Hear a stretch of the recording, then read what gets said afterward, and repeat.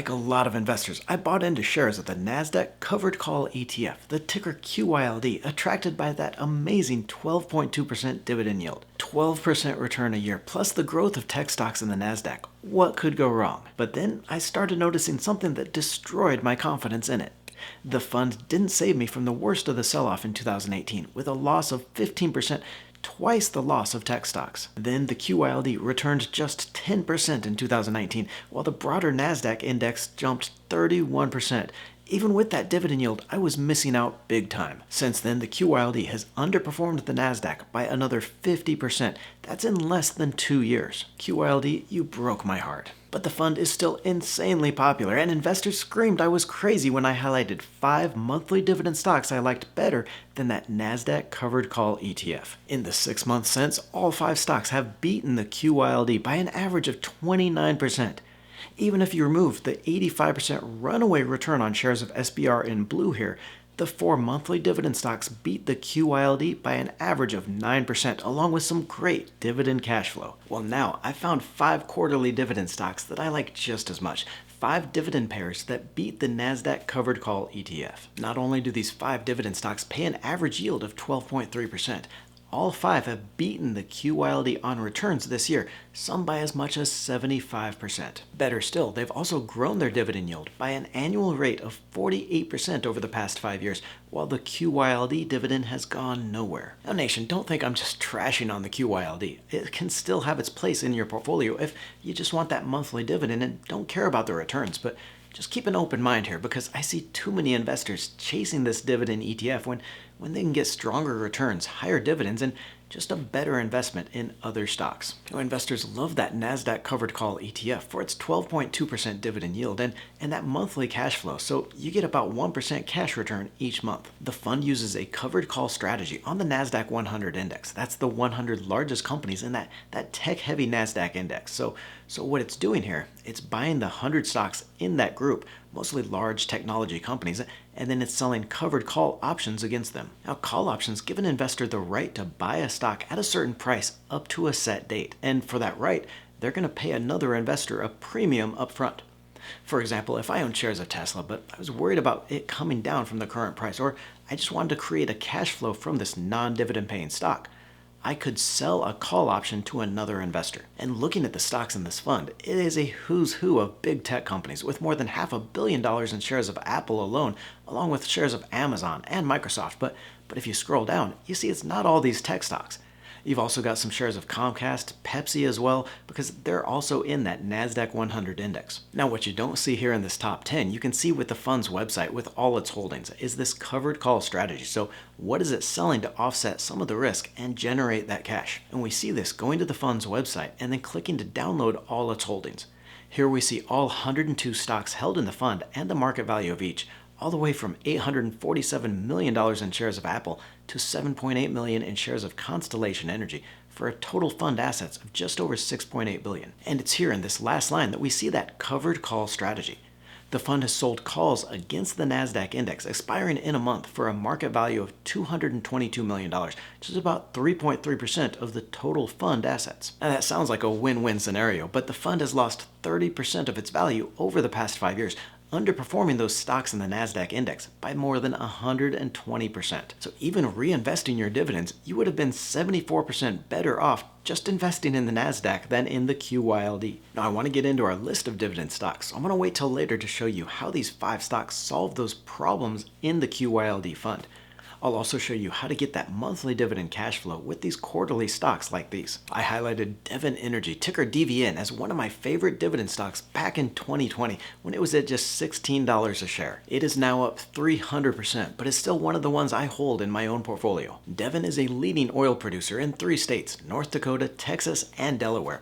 With oil spiking over the last 2 years, these assets have become cash flow machines, and like most oil companies, Devin is choosing to return that cash to shareholders rather than acquiring other assets at higher prices. Free cash flow quadrupled since its merger with WPX last year and is forecasting even stronger cash flow this year. The company is break-even at a price of just $30 per barrel, well under the 75 plus oil has been at and is likely to stay here this year. At a price of $85 per barrel oil, the company will grow free cash flow by 14% this year, and prices could fall 65% to that $30 a barrel before the company is even operating at a loss. This all helped Devin increase its share buyback program recently to $1.6 billion, nearly triple what it bought back last year, and just continue that history of dividend growth. To find the dividend history and that dividend growth rate on each of our stocks, we're going to be using the historical data tab here on Yahoo Finance. Click through and then change the time period to 5 years and to show dividends only. Here you can see when Devin has paid that dividend in the past, its most recent dividend of $1.55 per share, and if we scroll down, that it's increased the dividend from just 6 cents 5 years ago. That is a 2,400% increase in the dividend payment. Now, don't think you're going to see that same dividend increase over the next 5 years, but these oil stocks are cash flow machines right now and should continue to churn out that cash for years. Even after the situation with Russia and Ukraine, oil prices will stay high because the world just hasn't developed enough production over the last few years. Now that's going to mean higher dividend yields for stocks like Devin Energy. Now, on a side note, you can find all these stocks on the Webull app. Use the link I'll leave in the description below and get 5 free stocks up to $9,600 when you open an account. Free is always great, but what I really like about the app is the stock simulator that allows me to test out ideas and track stocks before investing my own money, so make sure you check that out with the link below. Even if you're not looking for a new investing platform, click through, sign up, and you're going to get those free shares of stock, and you'll be helping to support the channel, so I appreciate that. Next on our dividend stocks list, Cbr Partners, ticker UAN, at 16.3% has one of the highest dividend yields in the group and well above the QYLD. CBR is a leading producer of nitrogen fertilizer with facilities in the Midwest and production of 1.6 million tons a year. It has facility capacity from both natural gas and coal, which allows it to take advantage of energy prices. Grain prices hit records earlier this year, and rising global population is driving that food demand. The graph on the lower left here shows arable land per capita dropping consistently for decades, and with increasing food demand, that just means increased use of fertilizers to boost crop yields. Global nitrogen demand is expected to increase by 0.5% annually through 2030 and could go even higher than that. Now, CBR Partners has only been paying a dividend since 2019, but has increased it by 737% over that period, from $1.20 per share to $10.05 paid out in August. Now, I'm going to show you how these 5 stocks fix those problems in the Covered Call ETF later, but I know a lot of you out there are still saying, yeah, but the Covered Call ETF pays monthly. What if I need that monthly cash flow? Well, look at the payout months of these 5 stocks together. You still get that monthly cash flow, and some of these months as many as 3 dividend payments. Now that is all on top of the dividend growth and the price return. Sunoco, ticker SUN, is one of the lower yields on this list at 8.3%, but that could change soon, and the price return has beaten the QYLD by 60% over the last 5 years. Sunoco is the largest fuel distributor in the United States, serving more than 10,000 convenience stores, dealers, and commercial customers. With most of my energy stocks in that production space, I like Sunoco as an investment that's going to be closer to the consumer for that supply chain diversification. And the company is also expanding its midstream footprint with 10 more terminals and 15 billion barrels of storage capacity, which is going to fill that gap in its business for that part of the supply chain, but it's still more of that consumer fuel play. I haven't covered the fundamentals of the stocks quite as much in this video, but Sun is really well positioned here for any type of market.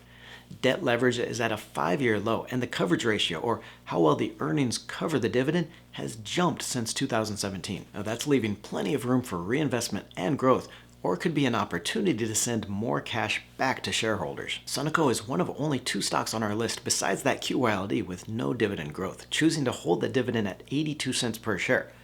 With that high coverage ratio, though, I wouldn't be surprised if it ups its share repurchases or then increases the dividend to return more cash. We've still got 2 more dividend stocks to highlight, one with a yield over 15%, But first, I want to personally invite you to get the Weekly Bowtie, our free weekly newsletter with all the stock market news, strategies, and trends you need to know. Each week before the market opens, I'll show you exactly what I'm watching and the stocks that could highlight the week. It's all totally free, just something I like to do for all you out there in the community, so look for that sign up link below. Fourth on our dividend list is one of the most interesting opportunities for investors, shares of Icahn Enterprises, ticker IEP. IEP is the holding company for Carl Icahn's investments and businesses in energy, industrials, auto parts, real estate, and pharmaceuticals.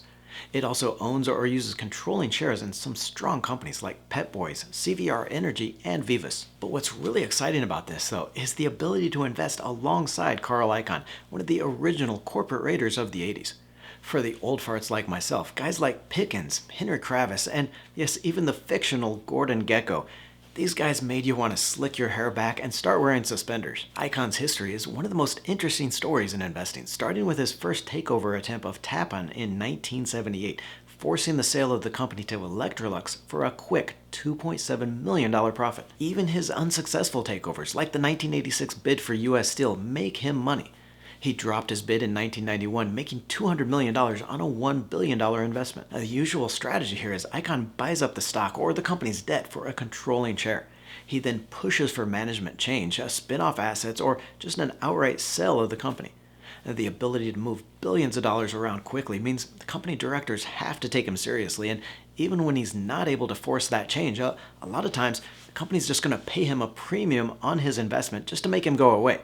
It's a win-win strategy Icahn has perfected to make billions. Now, nothing is going to be impressive compared to that 25 times increase in Devin's dividend, but IEP has managed to increase its own dividend from $1.50 to $2 per share over the last 5 years. That's still a respectable 5.9% annual increase in the payout, and the yield is now 15.6%, well above that covered call ETF. Before I reveal that last dividend stock, again, I'm not just trying to trash the QYLD. In fact, I used to own shares of that covered call ETF, but there were just so many problems that I went looking for these alternatives, dividend stocks that could give me that cash flow but without the problems. At first, because the QYLD follows that index, the Nasdaq 100 list of stocks, the best returns you will ever get is that index return. Now, that might be fine over the last 5 years when the index more than doubled, but what about the 14 years it took to get back to that 2000 high?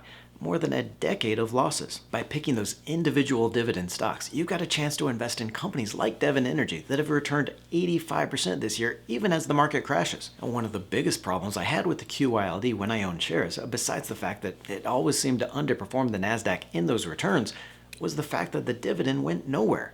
The dividend amount has been stuck at 22 cents a share for 8 years. Now, it still pays a good dividend yield, but one of the best things about dividend stocks is that growing payment. For example, if you bought shares of Devin Energy in June of 2020, you would have paid $10.80 per share and be collecting 11 cents per share dividend each quarter. But with the amazing dividend growth over the past 2 years, that dividend is now $1.55 per share every single quarter and would work out to a 57% annual dividend yield on your original investment. The third problem here, while it might not seem like much, that 0.6% expense fee you pay to management every year to hold those shares of the QYLD, it does add up, and this shows the value of two portfolios over 20 years of investing, each investing $500 a month and earning a 10% annual return. The only difference here, one invests in an ETF and loses that 0.6% expense fee like investors do with the QYLD, while the other is in individual stocks. Again, I know 0.6% may not seem like much if it saves you that time investing, but I'll take my $22,000 and spend it on avocado toast for the next 20 years. USA Compression Partners, ticker USAC, not only pays an 11.8% dividend yield, but has beaten the QYLD by 45% over the last 5 years. USAC does one thing, and it does it very well. The company provides compression services for natural gas producers, allowing the gas to be moved through pipelines. Now, focusing on just this small part of the midstream component makes USAC the go-to for services and removes a lot of the reliance on natural gas prices. And you see that volatility in natural gas prices here in the red line jumping up and down, but look at the green and blue bars. Those are the adjusted earnings for the company. USAC has been able to drive stable and growing earnings even in the worst times for nat gas because It's built that business based on demand, not on price. And given that, demand for natural gas is expected to jump 28% over the next 30 years, with U.S. exports rising more than fivefold. The company has paid out a consistent dividend of 52 cents per share quarterly since 2015 and has returned over $1 billion to investors since the IPO. Click on the video to the right for those 5 monthly dividend stocks that beat the QYLD. 5 stocks to put cash in your pocket every single month. Don't forget to join the Let's Talk Money community by tapping that subscribe button and clicking the bell notification.